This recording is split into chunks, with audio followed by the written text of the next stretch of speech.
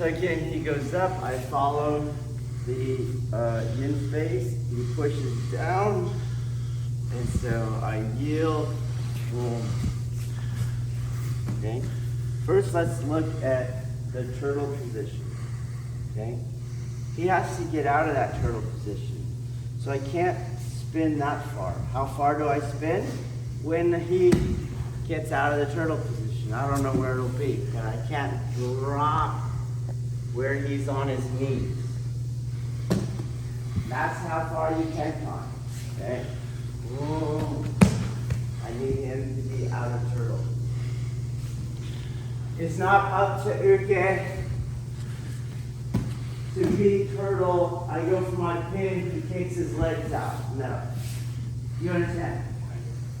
Go up. Boom. He has to get out of turtle. Second thing. There is no pin laid on his back. Rokkyo is not a shoulder lock. So this guy's stronger than me. I'm laying on him. Stand up. You understand? Rokkyo is the elbow lock. Here. Not at this angle. Not here. Here. This way. You feel that? Right. Do you understand? So my elbow is going this way with this energy, and the wrist is going that way. Tap when you don't like it. And or a wrist lock between this hand and this hand. This hand, here, boom. So not up the shoulder, because this hand can't assist. This way.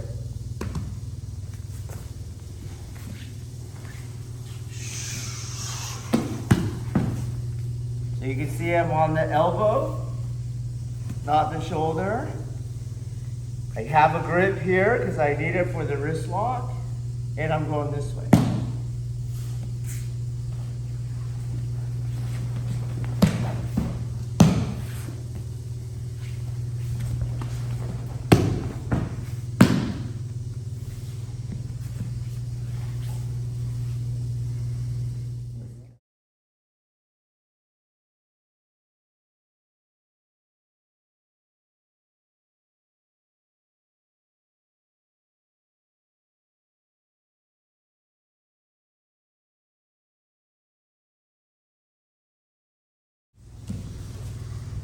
Okay, aside from that very common mistake of thinking it's a shoulder pin or laying on their back, and the reason we make that mistake is because we're used to pushing on stuff. You know, I'm going to push on it, and then I feel my weight and I feel strong, and therefore I think I'm powerful. But those are all ego tripartite delusions, okay? That's not how it goes, all right? The elbow as a joint is often utilized in your Aikido because the elbow controls the wrist and the shoulder, and the other ones don't do that so well. So the elbow is a very key control point, and while it's giving you both that angle of cancellation and the other joints, it controls a lot of that person cross-laterally as well, okay? And the shoulder doesn't do that all the time because it's a ball and socket joint, and then you have very similar stuff on the wrist. The elbow does not have that ability, okay? Another very common mistake is that as he goes up, you already have in your mind you're going to let this thing go, so you adopt some sort of passive, really not even an angle of deflection. You see this?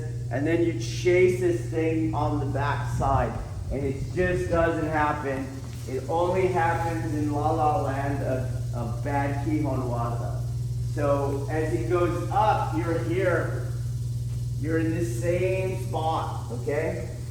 So your Tegatana is at this angle deflection, stay there please, which is nothing more than your inward spiral, stop there, carry over, we go to Ikkyo, change which side I'm forward, and I'm in Jiminage. Here, okay? That angle of deflection is going to generate a kind of spillage over. So I'll just show it with your hand. You can see this diagonal here. Forget what my body's doing, okay? And as he slides down, it moves it off my line. See that? So I have this diagonal here. It's like a rain gutter. He goes, and it misses me. If I'm here on the side, and he goes down, oh, you understand? Okay? Internally, this movement is to this all the time in Kempo. It's very common. So instead of hitting that spot as in your inward spiral, you can hit it this way. Okay? Obviously, as I said, it could be an angle of deflection for things coming down, but you can also hit with, oh, you're hitting with your forearm this way, okay?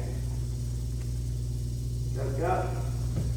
So when I adhere and I'm in his center, when he pushes down, it makes his whole body go off the line. You understand that? And over here, it's not going to do that. It's this very awkward position for me. Okay? And that angle of deflection is connected here, which you see again is another inward spiral, and I'm here. So the same thing as I'm working internally, as he pushes down, it'll move him off the line of attack. Okay? That is important because I don't have to now go around the line of attack. Okay? I moved him off the line of attack without clashing with him. Okay? And in this technique, as he goes up and I come here, once I feel that, that is where I get out of the way. Do it again. He goes up, I knee, he pushes down, and I move out of the way. But if you pay attention, watch what happens to his body in that entire process.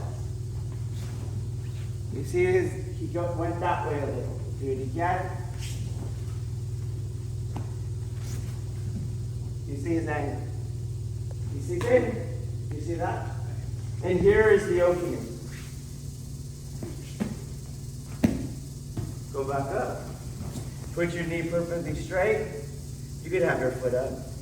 Okay? It's not as great. You see that? Put your knee back over there. You understand? And you can't do that on the side. You can't do that at all on the side. It's perfectly straight, okay? And I don't even think you'd catch it in real life. Second mistake, as you're coming around, you grab with this hand. You grab with this hand. No, this hand, okay? This hand is making your same front inward kazushi you always do. So if we do Ikkyo, same exact thing. Boom. Kijinage, same exact thing. So he goes up, boom, it's right here. You're going this way, boom, and around. To affect his shoulder. Up, boom. So many videos of O-sensei doing bayonet work, and jodori, and that's all he's doing. He's just here and he's just shoving down.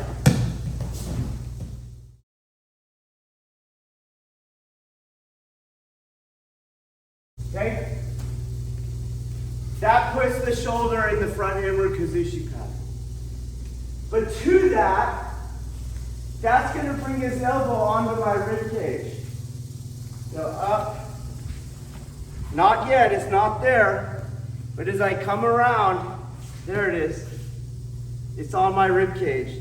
And now you have Ikkyo control, meaning wrist and elbow control. You see that?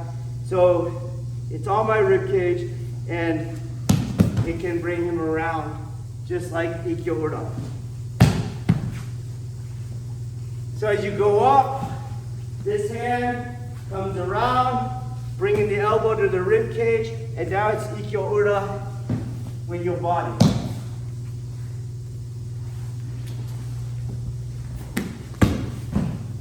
And if you look for the elbow, you'll never be on the shoulder. So that elbow is right here. Wrist is over here. Okay? Let's go back to the lock a little bit. So he goes. Okay.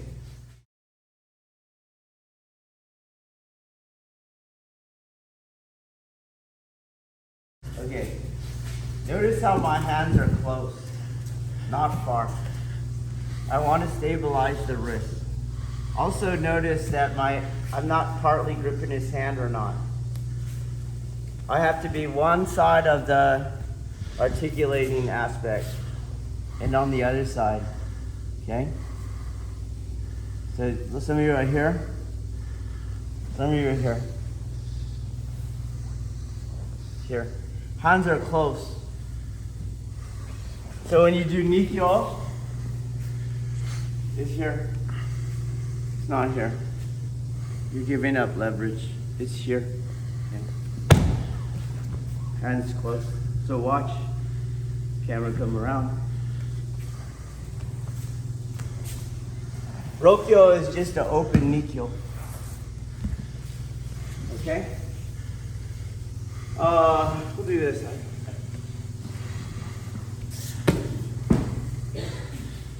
The fingers aren't in the wrist lock because fingers are actually hinging that way. So that's dumb. Okay? Being down by where the articulation is reducing your mechanical advantage. Go to where the lever is longer, but not to the fingers. Do you understand? So you want to be at the top of the metacarpals with all your strength. So look at where I am in terms of where I can drive my power into this. It's close to my body and it's on my center, not over here. You see that? I think this dude is strong enough that he can open his wrist. I don't know. Can you just extend your hand? You see? I gotta be here so that I get almost like a pushing aspect. It's the same thing, try it. You understand? So your locking is very tight. Tight like this. If you start coming this way, there's no way you're doing it, and you don't have the elbow either. Do you see that? So you're down by the elbow. That elbow is tight. You feel that pressure? Okay? And I'm over here doing this thing here. Please note, that lock and this lock does not require height. So the higher the hand goes, you're just breaking the other rule. Do you see that? There's no additional lock here. Okay? Do you guys understand that? So, how high should his wrist and his angle of his arm be? That's it. Don't start rocking back trying. You go this way with his elbow, this way, and into the other hand with the wrist. Okay? Let's try it again. Okay, so my philosophy on locking is that I'm not in the lock. I have the lock, but I'm not in the lock. So just like if I'm over here on him, I'm actually in his center. Okay, do you understand that? So it doesn't change if I'm in the lock. I'm actually in its center. Okay, the lock is used as an angle cancellation. So for example, instead of like trying to crank him down here, which I don't even think I can, but I can move his center, you see? And now the lock will be an angle cancellation. So if he tries to get up, it gives me time to do something else. But that's not what took him down. Do you understand? Say yes. Okay. But when you're working your locks, I think that you should always be able to break something. Okay? So this thing is on, and I should be at a mechanical advantage externally where I can snap that thing. Okay? So what that looks like, of course he feels it, but you try to watch my movement as he wants to tap. To me, that's a sign that your lock is right on that edge there, that you can't detect the external pressure, but he can feel like that thing's gonna go. Same thing if we're here in Kesagatame. This lock should be at such a way that it's already on. And the same thing, I have so much range of motion that just kind of inhaling will get me there, as opposed to this. You see, look how much I gotta go before I even get there, okay? And when I'm here, stay there, as I'm here, boom, I have all that way to go from the moment I inhaled. There's a lot of range of motion I have, okay? Same thing on this one. I should not be at such an inferior external mechanical advantage that all I can get is the tap. I should be in a place where I can snap that thing slowly and surely. Do you see that difference? That's as hard as I can go. Over here. Over here. Boom. Okay, and again, how hard can I do this? Boom! So my range of motion is that much bigger.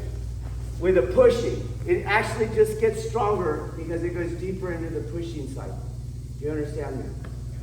So be aware of that. If you feel yourself at your maximum effort or your maximum range of motion, and they tap, you need to tell yourself that would have never worked in real life. Okay?